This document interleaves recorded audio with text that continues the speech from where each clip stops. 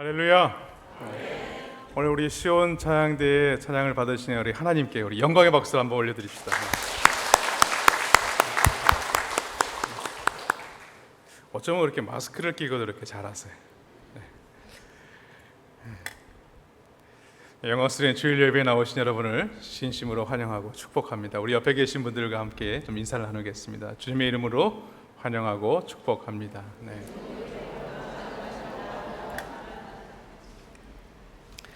예,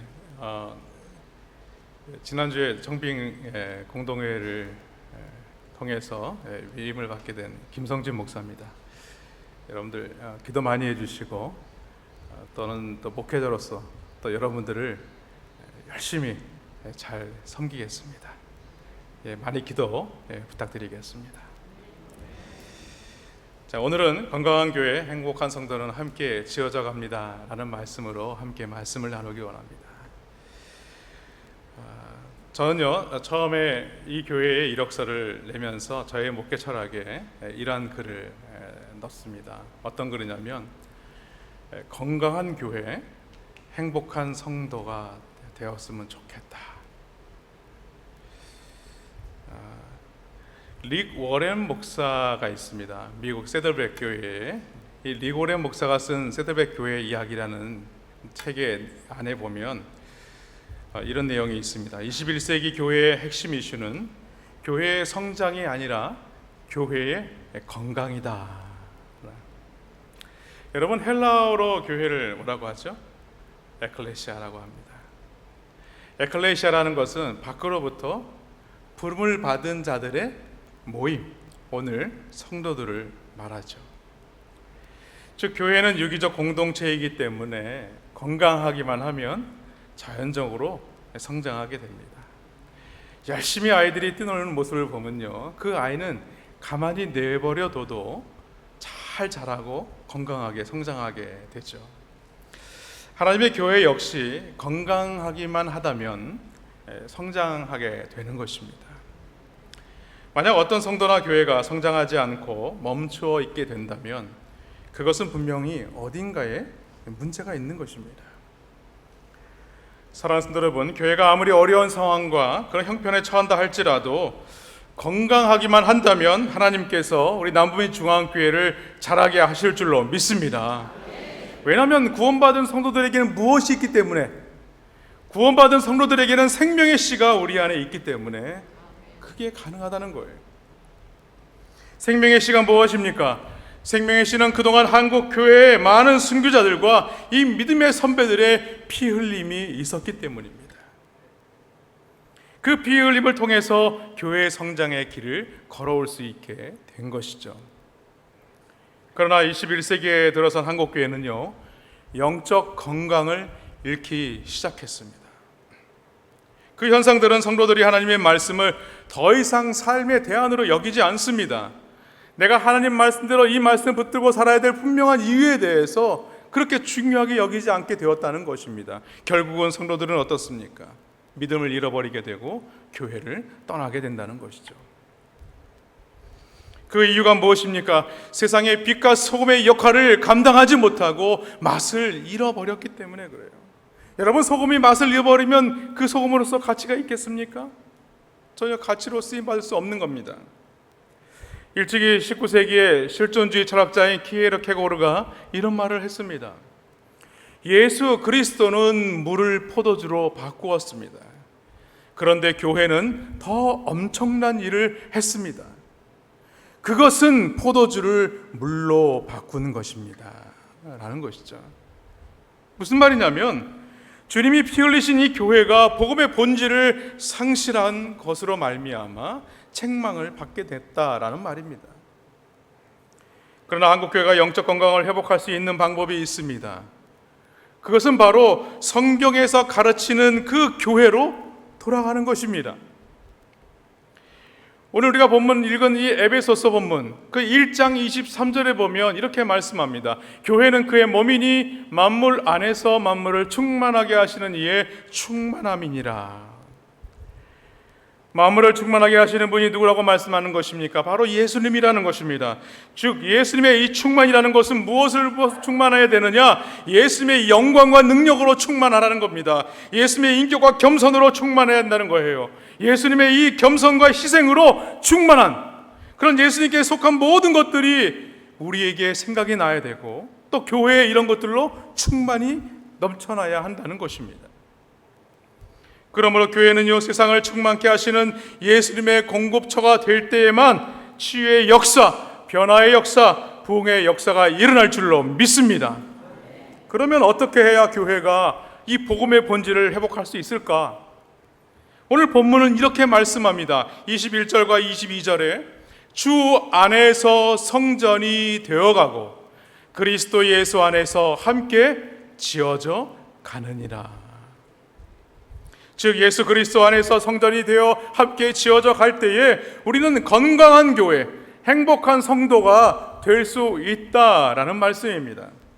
그래서 오늘은 이 건강한 교회, 행복한 성도가 함께 지어져 가는 비결이 무엇인지 함께 말씀을 살펴보기를 원합니다. 먼저는요, 건강한 교회, 행복한 성도로 지어지기 위해서는 하나님을 만나는 성전이 되어 가야 합니다.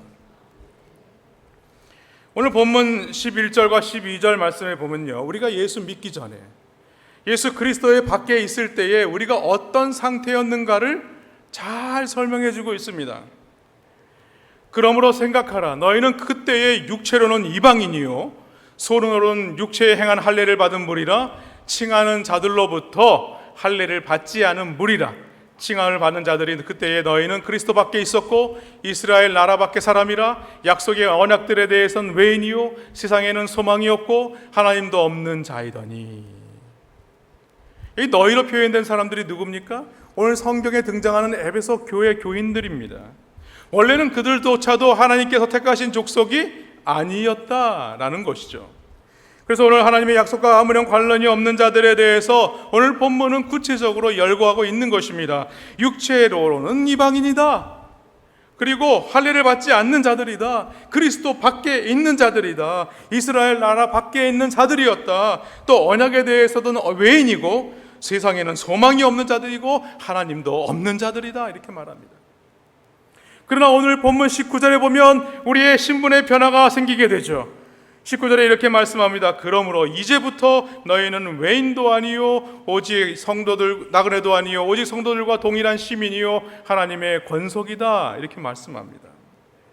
우리는 예수 그리스도를 통해서 하나님 나라의 시민이 되었고 하나님의 권속이 되었다. 그러한 크고 놀라우신 은혜와 사랑을 받았다라고 말하고 있는 것입니다. 한마디로 예수 그리스도로 인해서 우리의 신분 상태가 완전히 달라지게 되었다. 이 말씀입니다. 그러므로 우리 그리스도인은요, 하나님의 권속으로서 어떻게 살아야 되는가, 그것을 우리가 깨달아야 하는 것입니다. 여기 권속이란 말은요, 그리스도와 연합한 자다라는 뜻입니다.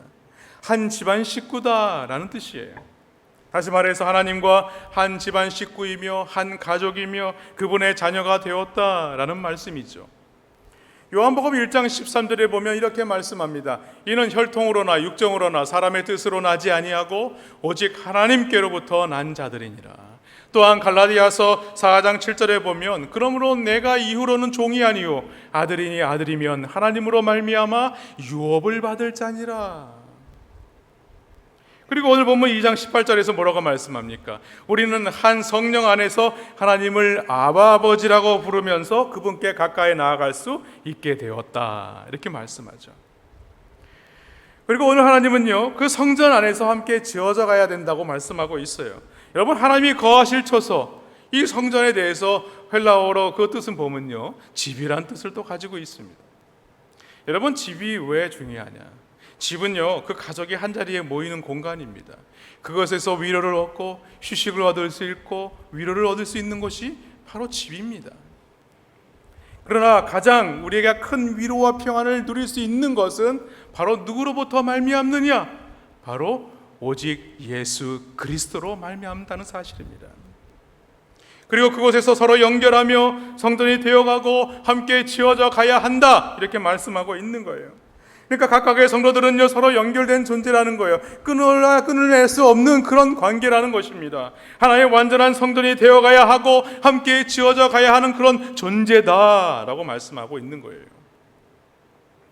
즉 성전이 되어간다는 것은요 바로 성전이 하나님께서 우리를 만나 주시는 장소이기도 하지만 성전은 어떤 곳이냐? 동시에 우리를 만들어 가시는 장소다.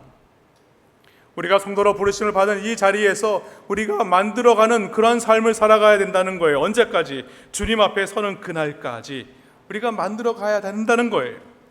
내가 어제 받은 은혜가 충만하기 때문에 나는 그 은혜를 붙잡고 날마다 살아가는 사람들이 있어요. 그러나 우리는 하나님의 은혜를 받을 때에 매일매일 그때마다 하나님이 주시는 은혜로 공급받는 삶을 살아야 하는 것입니다. 성경을 보면요 하나님께서 인간을 만나주신 장소가 있어요. 일찍이 에덴 동산에서 하나님은 사람들을 만나셨어요. 그러나 범죄한 이후에는 어떻게 됐습니까? 성막에서 만났습니다. 그 이후에는 성전에서 만나셨어요. 그리고 예루살렘 성전이 파괴되었을 그때에 주님은 오셔서 우리에게 3일 만에 성전을 세우겠다 이렇게 말씀하시죠. 무슨 말이냐면 예수님만이 진정한 성전이 되신다라는 말씀입니다. 그리고 사도 바울은요 우리를 가리켜 오늘 성전이다, 너희가 성전이다 라고 말하고 있는 것입니다. 고린도전서 3장 16절에 보면 이렇게 말씀합니다. 너희가 하나님의 성전인 것과 하나님의 성령이 너희 안에 계시는 것을 알지 못하느냐. 어떤 분이 저한테 와서 그래요. 목사님, 제 안에 성령님이 계십니까?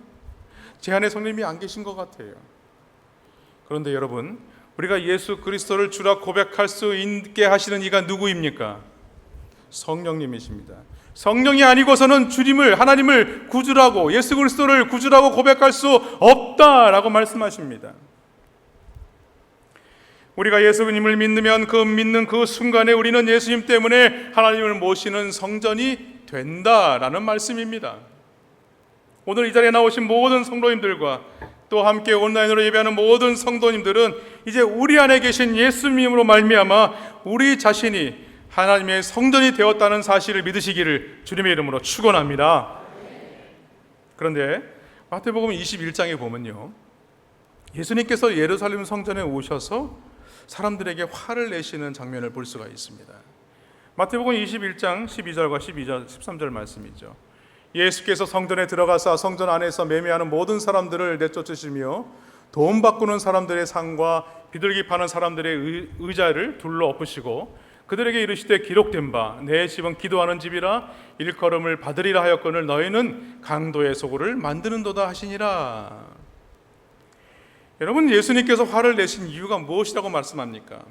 사람들이 성전을 장사하는 곳으로 만들어버렸다는 거예요. 기도하는 처소가 아니라 장사하는 장소로 만들어버렸다는 거예요. 성전이 하나님의 인재하시는 장소로서의 역할을 상실케 했다는 것입니다. 이처럼 성전이 되어간다는 것은 무엇을 말하느냐? 하나님이 거하시는 성전으로서 하나님의 영광을 가리지 않도록 지속적으로 성전다움을 만들어가는 삶을 누가 해야 되느냐? 오늘 주님께로부터 밖으로부터 부르심을 받은 자들, 오늘 이 남부민 중앙교회 모든 성도인들을 믿으시기를 주님의 이름으로 축원합니다. 그래서 사도 바울은 이렇게 경고를 합니다. 고린도전서 3장 17절에서 누구든지 하나님의 성전을 더럽히면 하나님이 그 사람을 멸하시리라. 하나님의 성전은 거룩하니 너희도 그러하니라. 이렇게 말씀합니다. 다시 말해서 성전이 되어간다는 말은요 하나님이 거하시기에 부족함이 없도록 순결한 신부와 같이 날마다 정결한 삶을 살기에 애를 써야 한다는 거예요. 만약 우리가 갈수록 사람들로부터 손가락질을 받고 또 하나님의 영광을 가리게 된다면 성전이 되어가야 할 우리가 어떻게 된다는 거예요? 본분을 잊어버리는 사람들과 같을 수밖에 없다는 것입니다. 여러분, 이스라엘 백성들에게는요 꿈이 있습니다. 그 꿈은 무엇이냐? 성전 건축입니다. 그래서 다윗과 솔로몬 때는요 어떻게든 성전을 세우려고 애를 썼어요.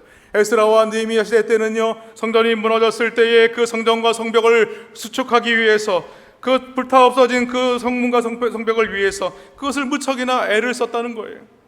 심지어 다니엘 때는 어떻게 했습니까? 이국 땅으로 포로로 끌려갔을 때에 창문을 열어놓고 예루살렘 성전을 향하여 날마다 주 앞에 엎드려 기도했던 것처럼 우리가 그 믿음을 놓치지 않는 삶을 살아야 한다는 것입니다.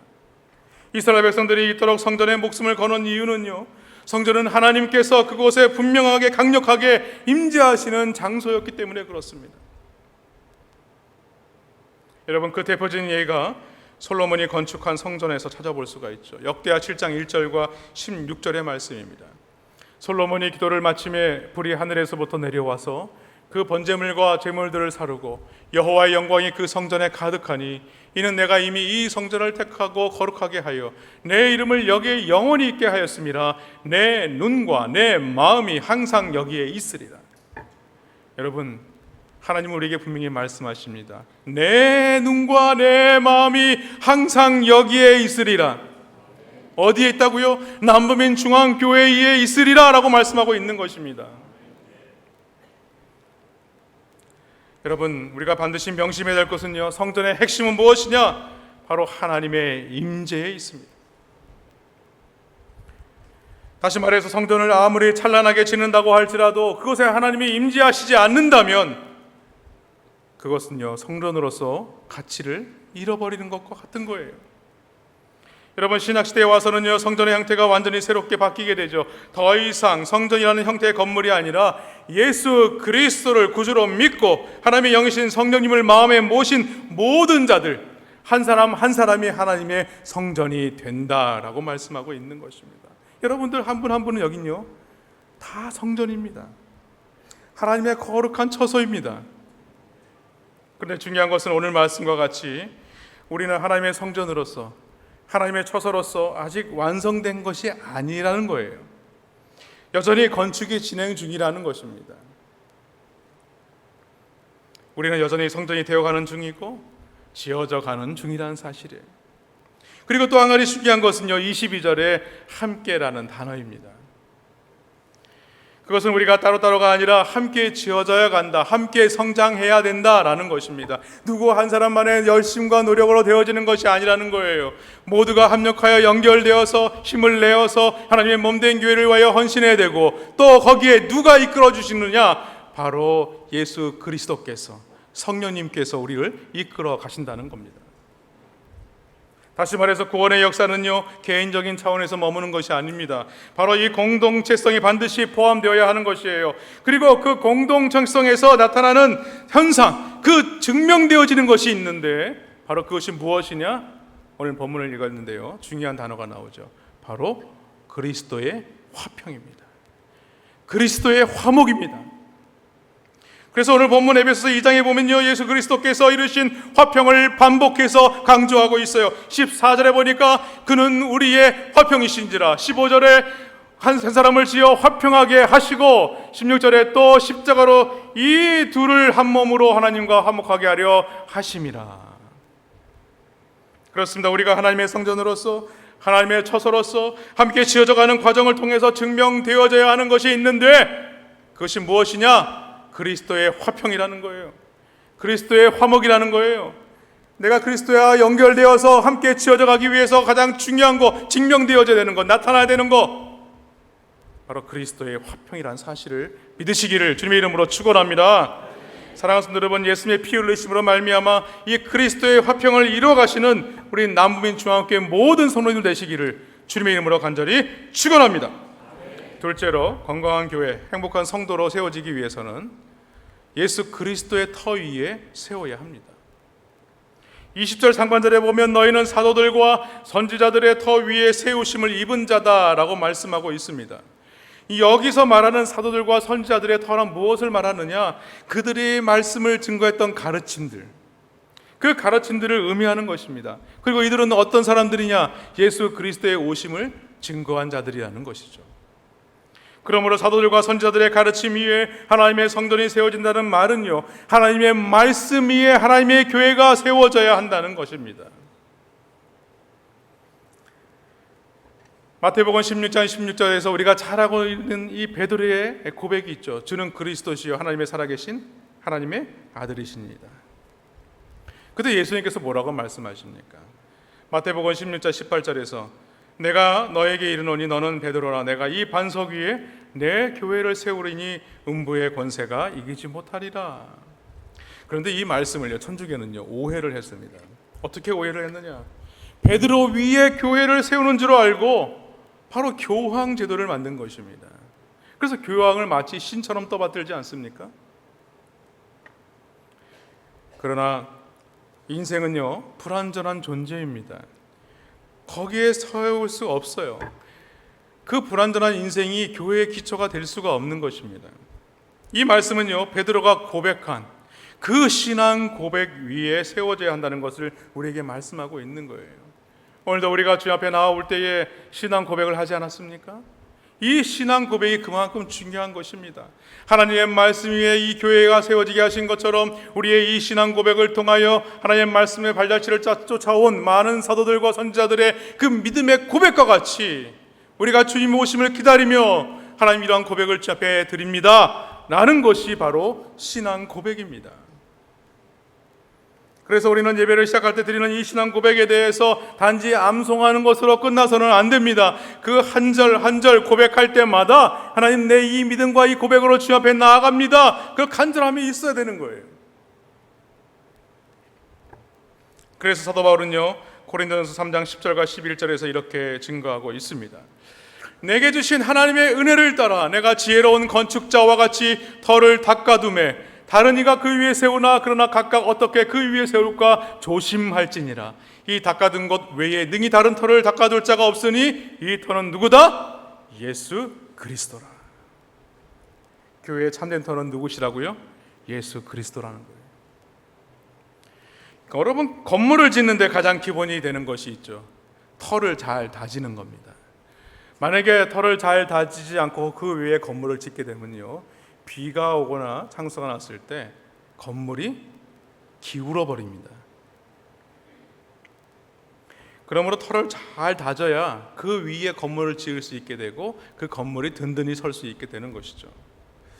그런데 오늘 본문에서 보니까 이 건물을 짓는데 누가 기초가 된다고 말씀하세요? 예수님께서 기초가 된다는 거예요. 예수님께서 머릿돌이 되신다는 것입니다. 예수님께서 모퉁이 돌이 되신다고 말씀하고 있는 거예요. 또한 이 모퉁이 돌에 건축자의 이름을 우리가 새겨놓지 않습니까? 그 건축자의 이름을 새겨놓는 것은 무엇을 말하느냐? 이 교회는 누구의 것이다? 바로 예수 그리스도의 것이다. 이 교회는 목사의 것이다 아닙니다. 우리 장로님들 것도 아니에요.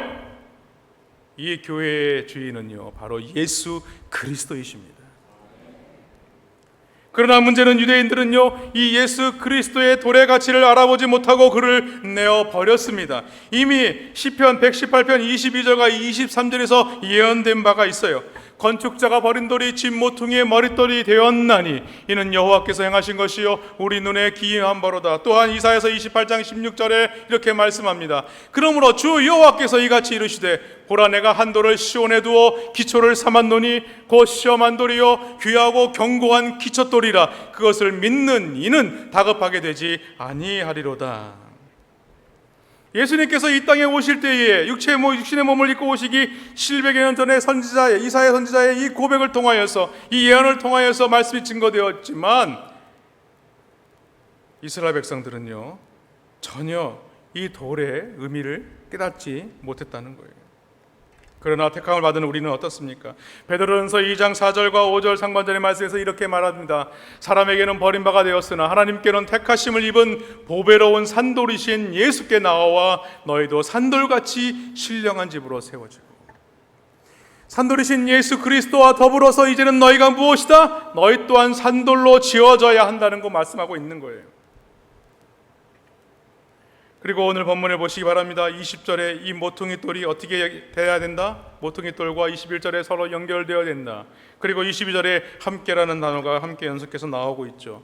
이는 모두 다 교회의 통일성을 말하는 것입니다. 모퉁이 돌 대신 예수 그리스도를 건물의 기초로 삼듯이 예수 그리스도를 표준으로 삼고 하나님의 몸된 교회가 세워져야 되고 하나님의 몸된 교회가 주 앞에 나아가는 쓰임받는 그런 삶을 살아야 한다, 이 말씀입니다. 그리고 빌립보서 2장 5절은요, 우리가 하나님의 성전으로 세워지고 하나님의 처소로 지어져 가기 위해서 품어야 할 마음에 대해서 이렇게 말씀합니다. 너희 안에 이 마음을 품으라. 곧 그리스도의 예수의 마음이니.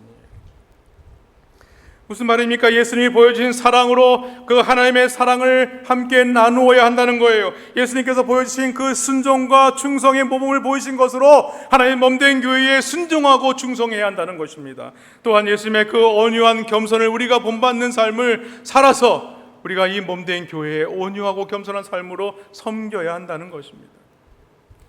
그렇습니다. 이와 같이 그리스도의 마음, 그리스도의 성품, 그리스도의 인격, 그리스도의 발자취, 그 삶을 본받아서 하나님이 거하시는 거룩한 성전으로서의 삶을 살아가시기를 주님의 이름으로 축원합니다. 그러나 그리스도를 중심하지 않는 성장이나 연결은요, 그 마치 모퉁이돌과 상관없는 그 비뚤어진 건물이 될 수밖에 없는 거예요. 여러분, 예수 그리스도의 마음을 품는 성전이 되시기를 주님의 이름으로 축원합니다. 에베소 6장 7절의 말씀에 보면요, 그 말씀이 잘 설명되어지죠. 서로 섬기기를 주께 하듯 하라. 여러분, 옆에 계신 앉아 계신 분이 예수님이라고 한번 생각해 보세요. 그러면 대충 섬기겠습니까? 그런데 오늘 우리에게 이렇게 말씀합니다. 서로 섬기기를 주께 하듯 하라. 마지막으로 건강한 교회, 행복한 성도로 함께 지어져 가기 위해서는 어떻게 해야 되느냐? 성령의 기름 부심을 받아야 합니다. 존 러스키라는 사람이 있습니다. 그 사람이 건축의 7 등불이라는 책을 썼는데요, 여러분, 보통 건물을 지을 때 필요한 것들이 있죠. 철근이 필요하고, 시멘트가 필요하고, 모래가 필요하고, 자갈이 필요하고, 벽돌이 필요하고, 블럭이 필요합니다. 많은 것들이 필요합니다. 그런데 이 책에 보면요, 이 교회의 7가지 요소에 대해서 이렇게 말합니다. 진리가 있어야 된다. 아름다움이 있어야 된다. 애정이 있어야 된다. 희생과 순종이 있어야 된다.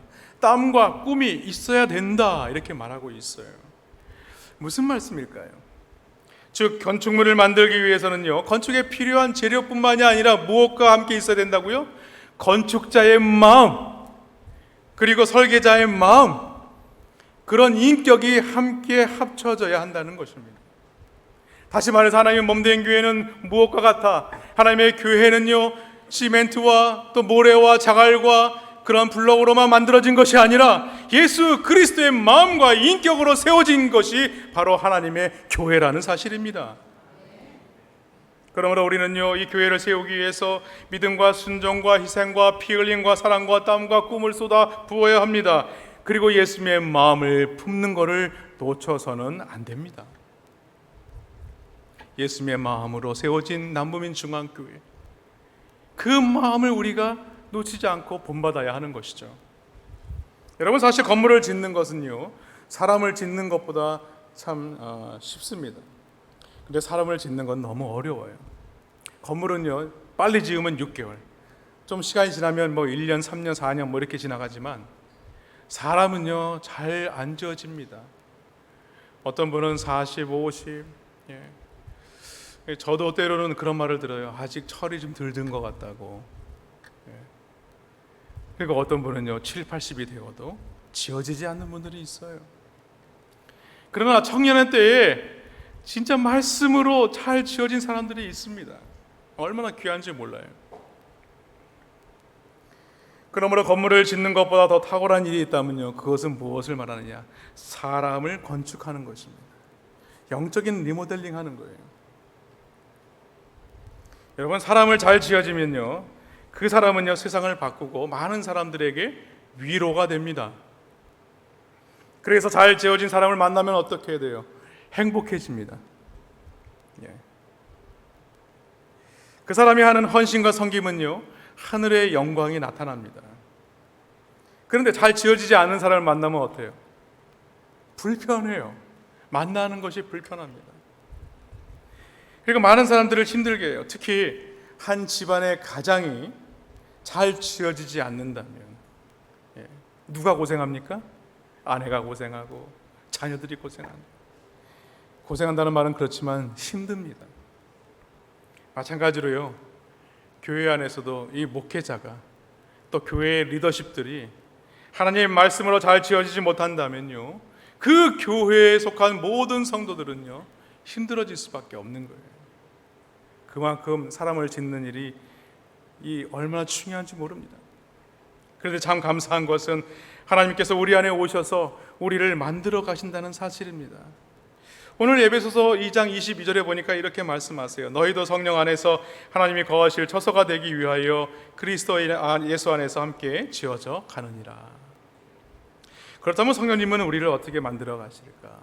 여러분, 구약에는 성막에 들어갈 때에 가장 먼저 하는 것이 있었습니다. 성막은요, 창문이 없었어요. 그래서 성막을 들어가면 너무 컴컴하기 때문에 제일 먼저 하는 것은 등불에 불을 붙이는 것, 촛대에 불을 붙이는 것입니다. 그래야 그 성막 안에서 일을 감당할 수 있게 되는 것이죠. 다시 말해서 이와 같이 성령님은요, 우리의 이 어두운 심령에 가장 먼저 무엇을 하느냐? 불을 밝히시는 것부터 하신다는 거예요. 불을 밝히면 뭐예요? 어두웠던 곳에서 볼 수 없었던 것들이 보이기 시작합니다. 우리의 죄악된 모습이 보여지게 되고, 우리의 모관한 부분이 보여지게 되고 나타나게 됩니다.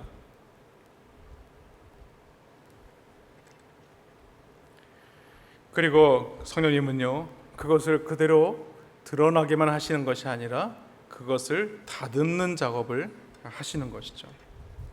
어느 순간부터 성령께서 우리를 조명하시기 시작하면 우리 안에 합당하지 못한 것들이 떨어져 나가게 된다는 거예요. 그럴 때 어떤 역사가 일어나게 되느냐? 그동안 우리가 용서하지 못한 자들을 용서할 수 있게 되는 겁니다. 그동안 기도의 능력이 나타나지 않던 곳에 기도의 능력이 나타나는 것입니다. 무엇보다도 공동체 안에서 어떤 마음이 생기느냐? 바로 이 아버지의 심령, 아비의 심령. 여러분, 교회 안에는 리더십도 중요합니다만 더 중요한 것은요, 바로 fathership입니다. 아버지의 마음이에요. 아비의 심령입니다. 아비의 심령은요, 자녀가 부족해도 사랑스럽고 연약해도 사랑스러운 게 부모의 마음이에요. 히브리서 10장 24절과 25절은요, 이 아비의 심령을 잘 설명하고 있습니다. 서로 돌아보아 사랑과 선행을 격려하며 모이기를 패하는 어떤 사람들의 습관과 같이 하지 말고 오직 권하여 그날이 가까움을 볼수록 더욱 그리해라. 함께 모여서 사랑과 선행을 행하고 그것을 격려하고 언제까지? 주님 모시는 그날까지 이를 위하여 마음으로, 아버지의 마음으로 힘을 실어 주어야 된다는 거예요.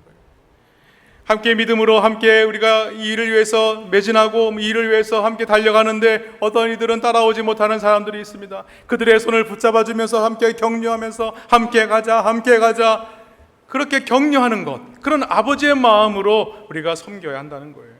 언제까지요? 주님 오시는 날까지. 사랑하는 성도 여러분, 이 땅에 사는 동안 성도라면요, 누구나 하나님께 쓰임받기를 원할 것입니다. 그러나 중요한 것은 우리가 과연 하나님의 성전으로서, 하나님의 처소로서 얼마만큼 지금 진행되고 있는가, 지어져 가고 있는가, 그것을 한번 살펴보시기 바랍니다. 나는 과연 짓담한 성전인가, 아니면 얼마만큼 지어져 있는 성전인가, 아니면 거의 완성돼 가는 성전의 모습을 갖추고 있는가. 여러분, 올해는 남부민중앙교회가 60주년이 되는 해입니다. 벌써 환갑을 맞이했습니다. 말씀을 들어보니까 우리 남부민중앙교회 이 전성기가 있었더만요. 그 전성기 때에 교회가 얼마나 부흥하고 그랬는지 전국에 소문이 난 교회. 저는요, 우리 남부민중앙교회가 그런 소문난 교회가 되시기를 주님의 이름으로 축원합니다. 저의 목사의 욕심으로만 생각하지 마시고 그런 교회가 됐으면 좋겠습니다. 저는 이렇게 홈페이지를 보면서 2017년도에 만들어진 우리 남부민중앙교회 57년사 소개 영상을 보았습니다. 저는 그 내용을 보면서 성령님이 이 남부민중앙교회와 성도들을 어떻게 만들어 가셨는가를 짐작할 수 있었어요. 소개 영상을 보면 어린 주일학교 학생들이 세숫다이에 모래와 자갈을 머리에 이고, 근데 그 어린아이들이요, 얼굴에 이게 막 힘들어하거나 그런 모습이 전혀 없어요. 혹시 여기에 그 어린아이가 어르신이 되신 분이 계실지 모르겠지만 얼굴은 타가지고 새카매가지고, 근데 천진난만하게 그걸 하는 거예요. 그리고 우리 성도님들은요, 블록을 그 큰 거를 머리에 이고, 제가 왜 이 말씀을 드리냐면, 저도 어렸을 때 교회가 이제 리모델링을 하면서 기존에 있던 벽돌 건물을 허무는데, 벽돌 건물을 허니까 벽돌을 다시 재활용하기 위해서 어떻게 했냐면 집안에서 각자 망치를 들고 오는 거예요, 주일학교 학생들이. 그래서 거기 그 벽돌에 붙어 있는 시멘트 있잖아요, 마른 시멘트, 그거를 떼어내는 작업을 해가지고 그거를 재활용을 했었어요. 근데 그 생각이 나는 거예요. 영상 밑에 자막이 나오는데 저는 그 영상을 보면서 저하고 저희 집사람하고 눈물이 월칵 쏟아지더라고요. 그래서 감동을 주시는구나, 하나님께서 이렇게 사랑하시고 그리스도의 피 흘리심으로 나타나는 교회구나 라는 것을 알 수가 있었습니다. 영상을 잠깐 보겠습니다.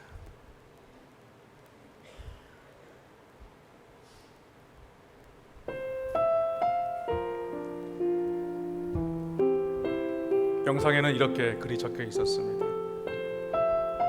57년 전 우리는 아무것도 가지고 있지 않았습니다.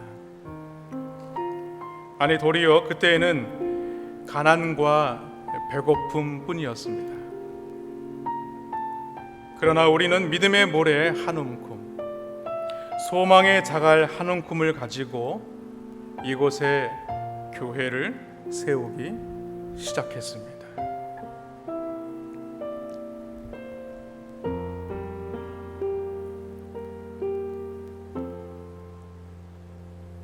57년 동안 우리는 세상의 거친 파도 속에서 믿음만으로만 살았습니다. 아니, 도리어 거대한 물질 만능주의 세상에 오로지 살 길은 주 예수 말씀뿐임을 알고 주의 복음을 열심히 외쳤습니다.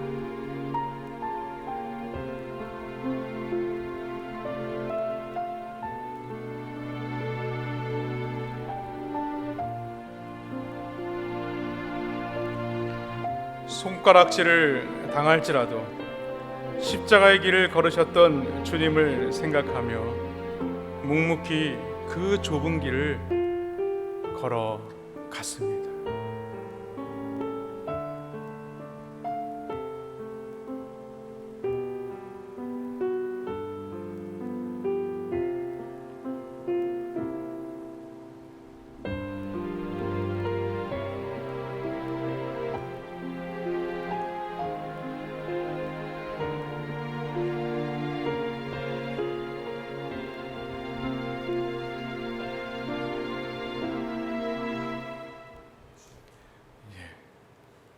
오늘 이 영상에 등장하는 우리 믿음의 선배들이 여기에 계시는 줄 믿습니다. 우리 믿음의 선배들에게 예수 그리스도의 이름으로 축복합니다.